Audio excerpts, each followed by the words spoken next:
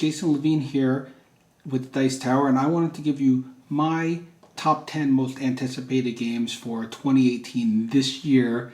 There's a lot of good games that are coming out, and these are the ones that I'm most excited about.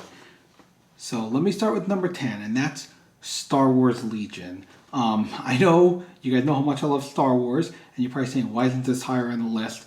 And from what I've heard is that the minis don't come pre-assembled and you have to assemble them. Normally this game would be much higher, but I hate assembling minis, and I think that you're going to have to assemble these minis is going to knock it down a notch for me. I know there's already been talk about people saying, well, I'll just use my Imperial Assault figures in the game instead, because why put together a Darth Vader when you already have one from Imperial Assault? But I'm still going to be getting it. I'm very excited. Obviously a Star Wars miniatures game. It's going to be in the same vein as X-Wing and Armada, except it's going to be land-based battles, so I'm very excited for this one.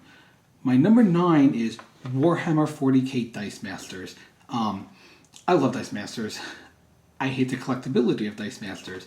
With Warhammer, you get the complete game. You get 2 whole factions complete. There's going to be some expansion packs where you get a whole faction complete. You don't have to worry about buying boxes and boxes anymore. You could just get what you want.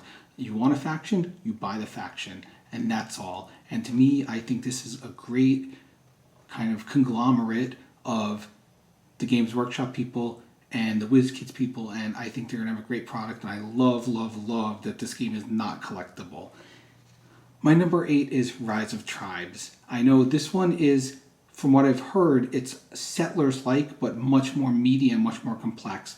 I'm really looking forward to it. I think it's got a lot going for it. I've heard a lot of good things about it. Haven't actually played it. Haven't even seen it demoed. But when I heard it's actually a meatier, better game than Settlers, I was like, ooh, wow, I'm interested, because everyone likes Settlers. I know it gets the bad rap now, but when you can play a game like that, but it has so much more going for it and so much more thrown into it, it says, wow, this game is going to be good. So that's Rise of Tribes. My number 7 is one of Vital's newest games. It's called Escape Plan. I love the sound of this, the theme of this. I mean, you just had a bank heist and now you're trying to get away as the SWAT's coming in.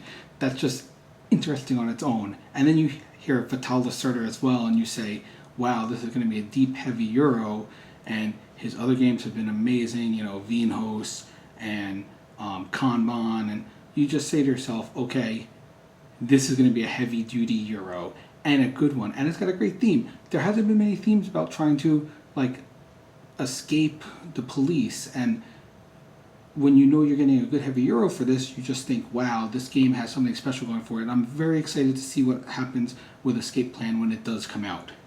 My number 6 is U-Boot, not U-Boat, but U-Boot, and this one is actually on Kickstarter right now, and it's a there's a 3D boat, obviously made of I think it's made of cardboard, and it's put together, I guess, similar to the way the trains in Colt Express are put together, and and this game though has, you're on a U-boat and you're trying to do different things. It's a World War II kind of simulator, but it comes with an app, and I don't know much about it, but I know that the app is going to kind of control what's happening. So there might be a torpedo comes and hits this, and you need to patch up the deck. I don't know what's going to actually happen in this game, but the fact that there's an app that runs the game sounds very, very interesting. I'm looking forward to seeing more about U-Boot.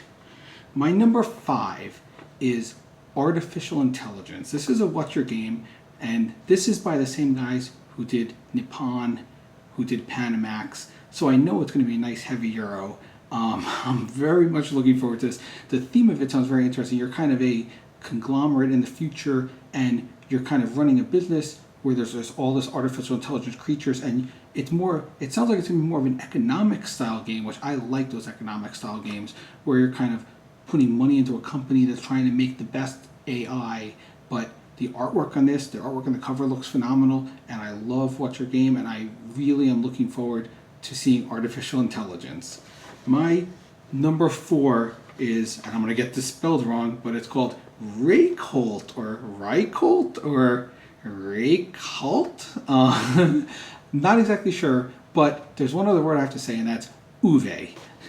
Uwe Rosenberg is doing this one. I know nothing about it. It's set in Iceland. You're farming tomatoes, but from what I understand, it's a straight worker placement game. It's going to be somewhere in the line of, I've heard it's medium weight, so it's going to be in the line of like Glass Road or like Nusfjord. Nusfjord. I love his names. It's so hard to pronounce these, but when you're playing an amazing game, it doesn't matter if you can say the name of the game because when you see Uwe Rosenberg on it, you know it's going to be great. I mean, I'm ready to farm those tomatoes in Iceland. My number 3 is Edge of Darkness. I love Mystic Vale. I got to actually play Edge of Darkness at Gen Con last year, and this takes Mystic Vale to a whole different level. There's now monsters you have to fight. There's this like little dice tower thing where you drop in cubes, and when they fall out, whichever ones fall out, if you have the majority, you're the one who's getting hit by the monster. So you're kind of fighting monsters, and you are building up your cards. It's got the same card crafting system. You're putting your things into the cards to make the cards have more powers as you go. But unlike Mystic Vale, which is more of a straight Dominion style game, this one has a lot more. It has battles. It has different kind of cards. And when you take this, you're going to work on one thing. If you take something else, you're working on another thing. You're managing the economy in this one. And Edge of Darkness looks really incredible. And this is one that, if you like Mystic Vale, I'm highly recommending it. My number 2, I'm a big Spielworks fan, and they have a new one coming out this year, which is a civ building game called The Sands of Time. It was supposed to come out at Essen last year. I was really hoping that we could see it then. I understand they had it at their booth, but I didn't get to see it. This one looks great. I mean, all of the Spielworks games have very good Euro mechanics. I just did the review of Kalimala, and you'll see a Gentis review shortly. And Gentis made my top 10 last year as well at number 4. So I really like their games. If you like those kind of heavy Euros, or in this case, from what I understand, it's like a medium weight Euro, I think you'll like this, especially a nice civ building game. It looks like there's a great map where you're going to be moving around, trying to control areas, and there's going to be a lot of different play in this one. So I'm very excited about The Sands of Time. But my number 1, this is one that I've talked about it for a while. I've done interviews about it, and it's by Ignacy Trebicek, and it's called Detective. I guess officially it's called Detective, a modern crime board game. Now this one, I think it's going to blow everyone's mind. I think it might end up being the game of the year.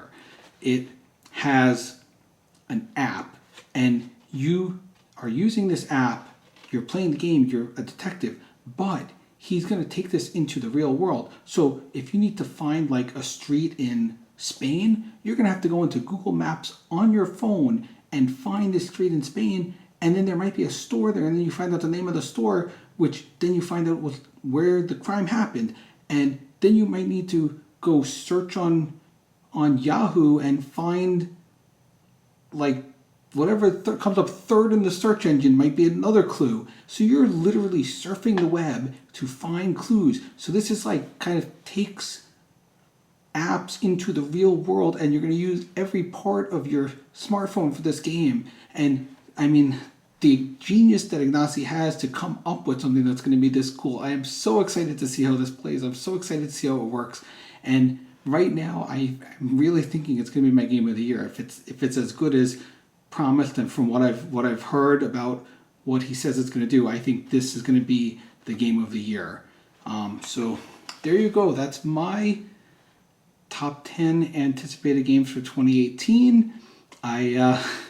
I guess we'll find out at the end of the year when I do my top 10 of 2018 how many of these still make my top 10. It'll be very interesting to see what I was excited about at the start, if that's the same games I'm going to be excited about at the end. I know I left out some games that might make it, like Stefan Feld has 2 games coming out. There's a lot of things that I've left out of this list, but we'll see what ends up with my top 10 at the end of the year. But at the beginning of the year, these ones here that I just told you about are my top 10 games that I'm anticipating for 2018.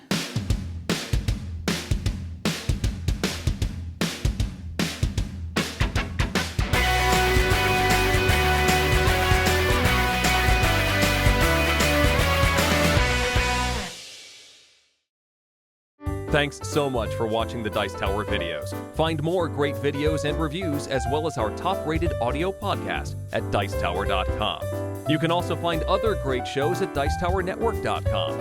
I'm Eric Summerer, and you've been watching The Dice Tower. The Dice Tower is sponsored by Cool Stuff Inc., where you can find great games for great prices. Cool stuff in stock. Check them out at CoolStuffInc.com.